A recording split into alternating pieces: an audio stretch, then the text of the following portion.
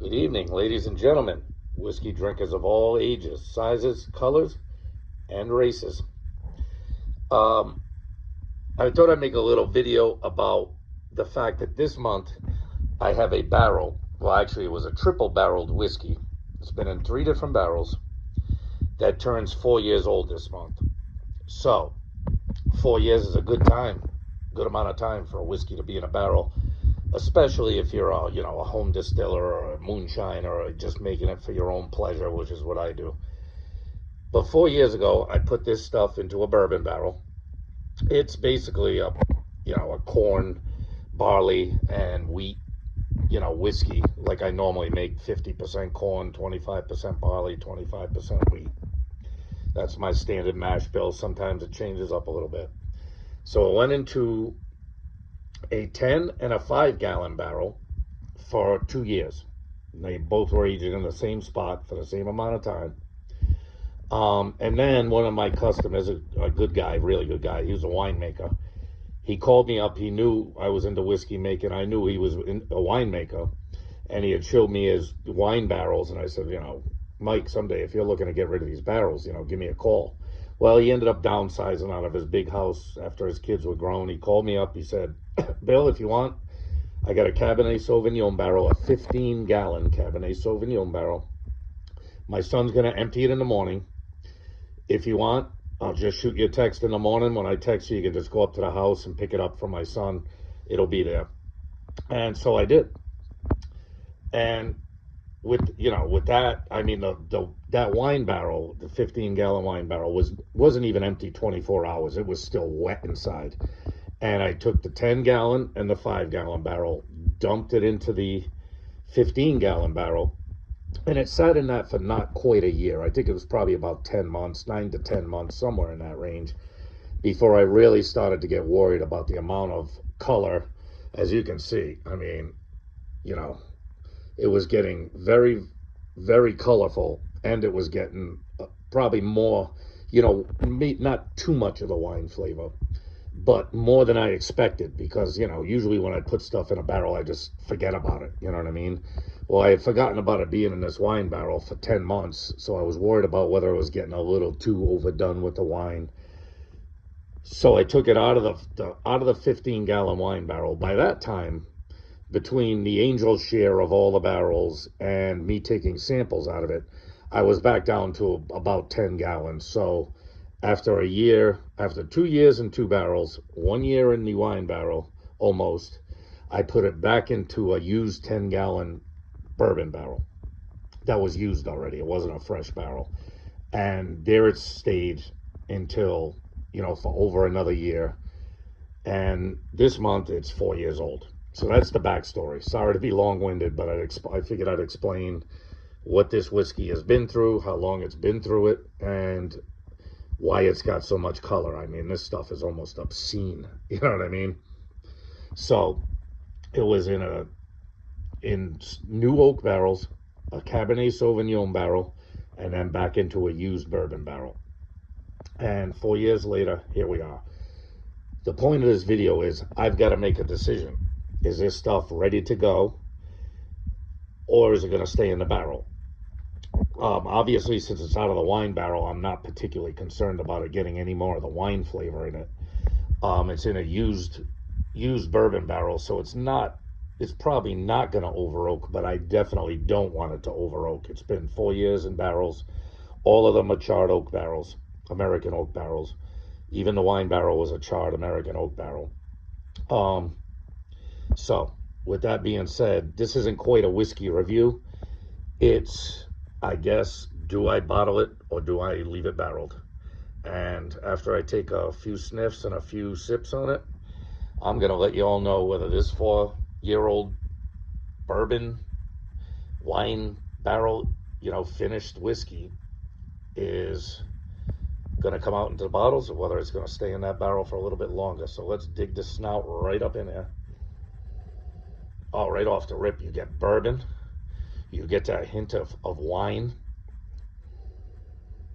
Oh, and you get like, I'm not a wine drinker, so I don't know what a Cabernet Sauvignon is, as much as I'm afraid to say it. That guy, Mike, who gave me the barrel, did give me a bottle of his Cabernet Sauvignon years ago, long before he gave me the barrel. He was like, oh, just try a bottle of my wine, and I gave him a bottle of my Shine or whatever.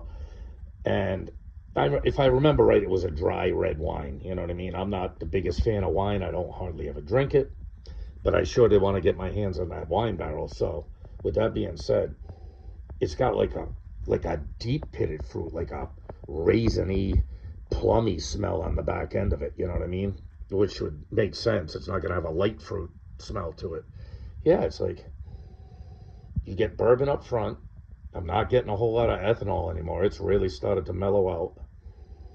You get the hints of wine or the hints of grapes. You know what I mean? And you also get like a raisiny, pruny smell on the back end. It's very pleasant on the nose.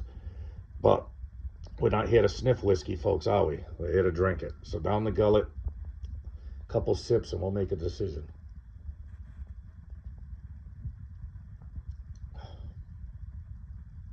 Oh, that's unique. That's unique.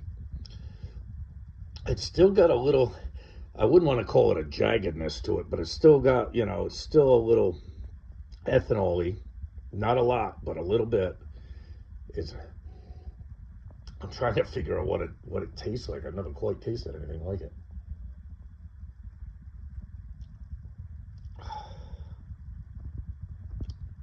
It tastes like a bourbon.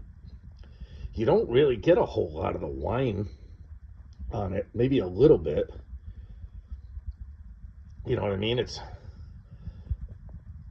not very astringent. It's not too drying, even though Cabernet, I think, is a dry wine. So I was a little worried about that. I'm not sure what it's playing at. The last time I think I checked, I thought I checked the proof. It was about 100 because I was trying to barrel proof it down, and I want to go too low. But it might have come up. It's playing above its proof. If this is only 100 proof, it's playing above it. I'm gonna have to rehydrometer this stuff. It's going down like it's a lot more than 100 proof. I think I had barreled it at about 130. But like I said, I was slowly pouring a little distilled water into the barrel over time, trying to barrel proof it down and, get it to mingle and marry pretty good. Yeah, oh, on the nose you get them fruits, you get the grape and those dark pitted fruit, like raisin or plum or something dark like a prune. You get a little bit of ethanol. It smells like a whiskey though. Well, you know what? One more sip. Let's see if you can see the legs. The legs will hang in there. I mean, this stuff's got some oomph to it. You know what? This is a hard choice. Something inside of me says that it's ready to be barreled. After 4 years, it should be ready to be barreled. But something else inside of me is saying, it's still a little bit jagged. So, you know what? I think I'm going to make the call. I think I'm going to give it another 6 months. Lord knows I'm not doing it for the color. But I honestly think it could use just a tad more mellowing. Maybe check it after another 6 months. It's in a used bourbon barrel, so it's not going to get a whole lot of more tannins and oak flavor, like wood barrel flavor to it.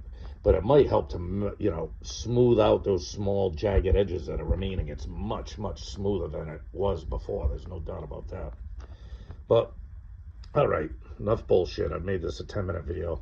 It smells fantastic. It smells unlike anything I've had before. It's got all the character of what went into it, for sure. It's a bourbon that smells like it was finished in something. And it's got a heck of a color. I mean, look at that. Jeepers Christ. I mean, it looks different in the light. It's not that dark in the light, but if you look at it in the jar, you could think it was a thing of motor oil. So it's got all the color I want out of it. It's got all the flavors I want out of it.